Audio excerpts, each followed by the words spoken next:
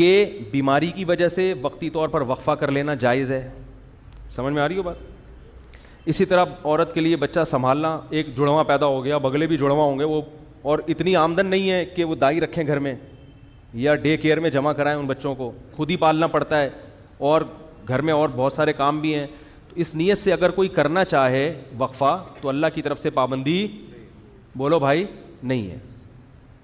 سمجھ میں آ رہی ہے بات؟ تو پابندی نہیں ہے. کوئی ایسا وقتی عارضی طریقہ اختیار کر کے وقفہ کیا جا سکتا ہے, اگرچہ پسندیدہ نہیں ہے شریعت کی نظر میں. اسلام میں ترغیب یہی ہے کہ نہیں کرو وقفہ, لیکن اگر کوئی کرتا ہے تو جائز ہے. لیکن یاد رکھو, اس نیت سے وقفہ کرنا کہ میں اسکول کی فیسیں کہاں سے بھروں گا, تمام علماء چاہے دیوبندی ہوں, بریلوی ہوں, اہل حدیث ہوں, چاہے وہ عرب ہوں, چاہے وہ عجم ہوں, اس پہ پوری دنیا کے علماء کا ایک اجلاس ہوا تھا, دلائل سے بحث ہوئی تھی. سب کا متفقہ فتویٰ ہے کہ اس نیت سے کہ میری جیب پہ بوجھ نہ پڑ جائے, اس نیت سے وقفہ کرنا حرام ہے, گناہ کبیرہ ہے, اللہ پہ الزام ہے, اللہ کے عذاب کو دعوت دینے والی بات ہے, اللہ کو غضب آئے گا. جس خدا نے تجھے پلا کے اتنا بڑا کر دیا, تو یہ سمجھتا ہے کہ تیرے باپ کی کیلکولیشن کی وجہ سے تو پلا ہے, اب تو اگلی نسل کو اس لیے روک رہا ہے کہ کھلائے, تو کھلاتا ہے یا میں کھلاتا ہوں. حمل کے اس وسائل کے استعمال سے مردوں کے جسمانی نظام میں برہمی پیدا ہو سکتی ہے.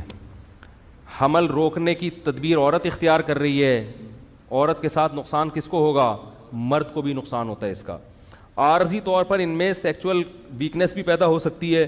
مجموعی حیثیت سے یہ کہا جا سکتا ہے کہ ان وسائل کا کوئی زیادہ برا اثر مرد کی صحت پہ نہیں پڑتا, مگر اس بات کا ہمیشہ خطرہ رہتا ہے کہ معنی حمل تدبیر اختیار کرنے سے جب مرد کو اپنی اس کی جو ڈیزائرز ہیں پوری طرح سے پوری نہیں ہوں گی, جو ازل کا طریقہ ہے نا, کانڈوم وغیرہ کا طریقہ, مجھے شرم آ رہی ہے یہ باتیں کرتے ہوئے, لیکن بہرحال مجبوراً کرنی پڑ رہی ہے کیونکہ اب گورنمنٹ اس پہ اشتہار بھی چلائے گی, یہ بیہودہ اشتہارات بھی یعنی چلا سکتی ہے گورنمنٹ, تو مجبوراً بڑی مصیبت سے بچنے کے لیے چھوٹی مصیبت کو اختیار کیا جاتا ہے. لوگ یہ سمجھتے ہیں کہ یہ طریقہ تو نقصان دہ ہے ہی نہیں, ایسا نہیں ہے, ایسا نہیں ہے. کبھی کبھار تو ٹھیک ہے, لیکن جب 3 بچوں کے بعد آپ نے حمل روکنا ہے تو 5 سال آپ کو یہ طریقہ اختیار کرنا پڑے گا, جو کہ نیچرل.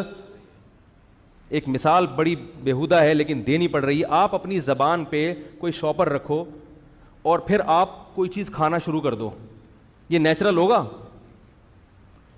زبان سے جب ہم کوئی بھی چیز رکھتے ہیں نا تو فوراً ایک زبان لعاب خارج کرنا شروع کرتی ہے جو اس چیز کو ہضم, یعنی قدرت نے پوری ایک اس حساب سے ڈیزائن کیا ہے.